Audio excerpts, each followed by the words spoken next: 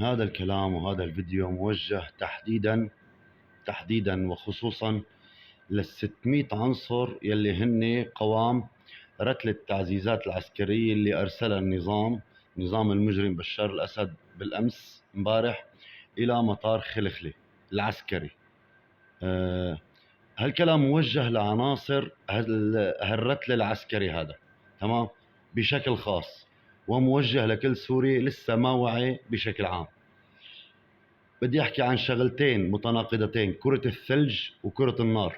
باختصار شديد، السويداء من 9 شهور أطلقت كرة الثلج اللي هي بردا وسلاما على قلب السوريين برسالة السلمية، بالتظاهر السلمي الموحد والخطاب الموحد لكل أهل سوريا، وقالوا الوطن الدين لله والوطن للجميع والشعب السوري واحد، ومدوا إيدهم لكل السوريين وأثبتوا سلميتهم وأثبتوا قوتهم وأثبتوا عزمهم وصمدوا بالساحات رغم كل الضغوطات اللي تم ممارستها عليهم وكل الألاعيب اللي تمت ممارستها عليهم لتشتيت شملهم وتفريق جمعهم، وأثبتوا صمودهم وأثبتوا نظافتهم.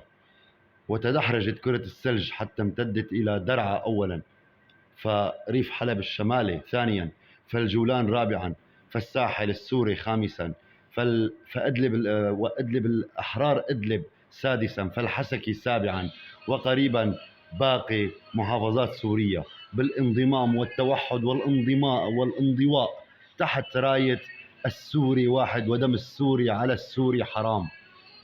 تحت هي الراية توحدت هالمناطق هي، وكانت كرة ثلج صغيرة أطلقتها السويداء منذ 9 أشهر، وبالأمس القريب أو أول أمس أعلنت الحسكة المحافظة السابعة انضمامها إلى كرة الثلج هذه.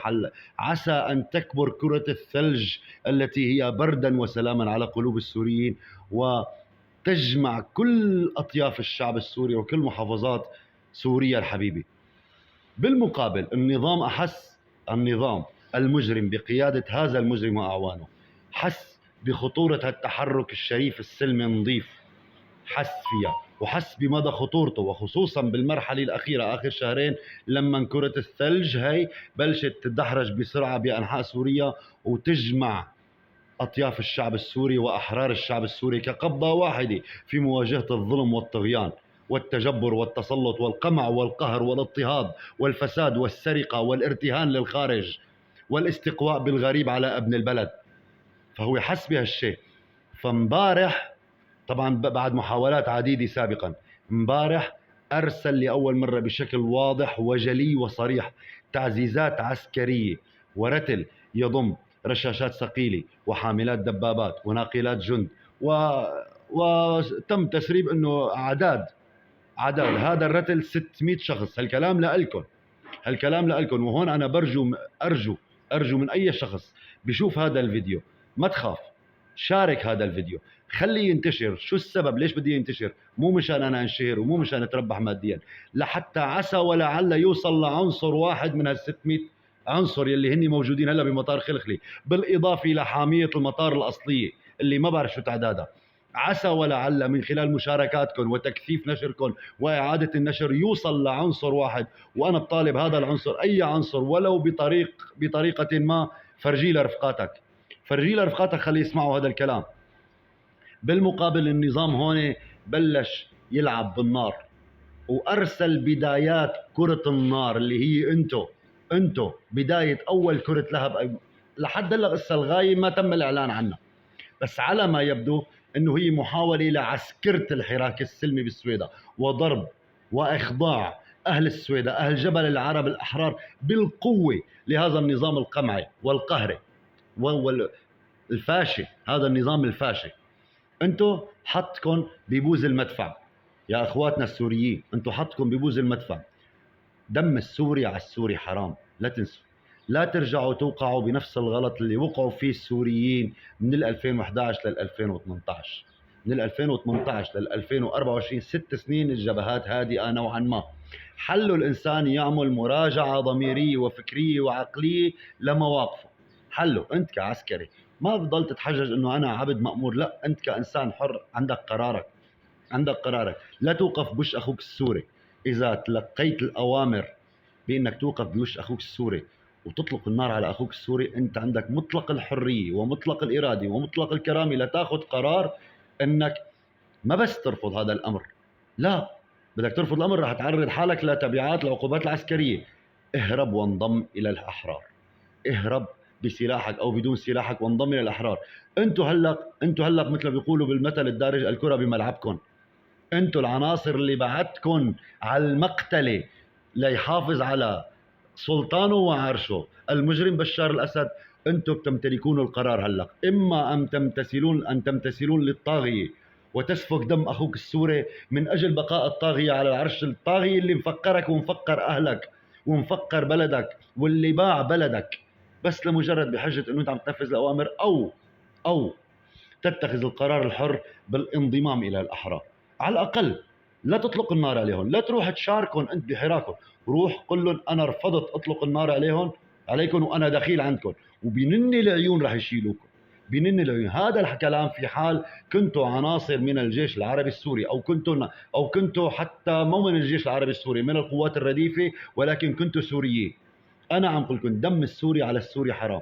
اما في حال ركبتوا مخكم او ما كان عندكم الإرادة الحرة لحتى ترفضوا الأوامر بالقتل، فلا تنسوا مين هن أهل جبل العرب. 86 حملة للعثمانيين الفرنسيين انكسرت على أسوار جبل العرب. نشامة جبل العرب مشهد لهم عبر التاريخ. هي بلد سلطان باشا الأطرش، هي بلد الأحرار، تمام.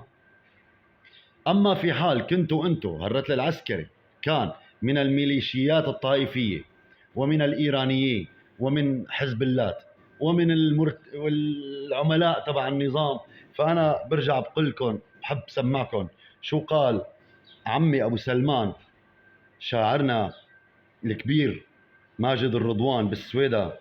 بحب سمعكم شو قال، ماشي، مشان تتذكروا وتعرفوا انتوا توعوا على نفسكم وين رايحين انتوا. تفضلوا اسمعوا، تفضلوا اسمعوا. هذا جبلنا يا ولد، هذا وطننا يا ولد، العذراء تحرق نارنا. لا تقولوا بركان وخمد، الرماد مخفي جمارنا. لا تقولوا بركان وخمد، الرماد مخفي جمارنا. وقحنا لسوريا مدد، اسما حفر بعمارنا. والله ما خلنا ابد، يا ما حمينا جارنا. دم النشامة ما برد، دم سيفي تذكارنا. الله يا الفرد الصمد، علي جهل مقدارنا. كم جيش خلينا مدد، اكبر فعل مغوارنا. شهدنا صيف كل شيء، الخريشه يوم انزارنا. بالمسرح الله العدد، جنوا فعل ثوارنا. يكسوروا على بيوت الربد، وتباركوا بحجارنا. كل سره من ظل ولد، تحمي مدين سوارنا. الله يا الفرد الصمد، علي جهل مقدارنا. أنا إذا ما كنتوا سوريين يا عناصر الرتل 600 شخص اللي موجودين بمطار خلخلي، إذا ما كنتوا سوريين فتحوا عيونكم منيح وين رايحين. رايحين عند ناس بتقعد بتلعب مع الموت كل يوم. وأنا من هون من هاللحظة هي بدي أدعي كل حر بسوريا، كل حر بسوريا يرفع الصوت ويرفع الموقف ويرفع الحراك بوش هذا التصرف الأحمق اللي عم يقوم فيه الطاغية بتوافق دولة. لأنه هذا إذا كان بده يتم فعلا مهاجمة الحراك السلمي بالسويدة، بده يكون بكل بساطة هو الثمن اللي بده يقبضه بشار الأسد من المجتمع الدولي نتيجة تخاذله وخيانته قضية فلسطين اللي صار عطيتنا فيها، تمام. عم يقبض نتيجة موقفه المتخاذل، نتيجة سكوته عن نصرة أهل غزة. عم يقبضوا إياها، بده يقبضوا إياها المجتمع الدولي بالسويدة، تمام. انتبه منيح يا ولد، انتبه يا بشار يا أسد.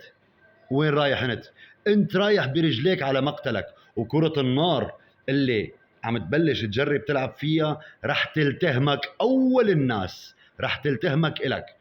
انت رايح على جبل العرب، رايح على جبل النخوة والنشامة.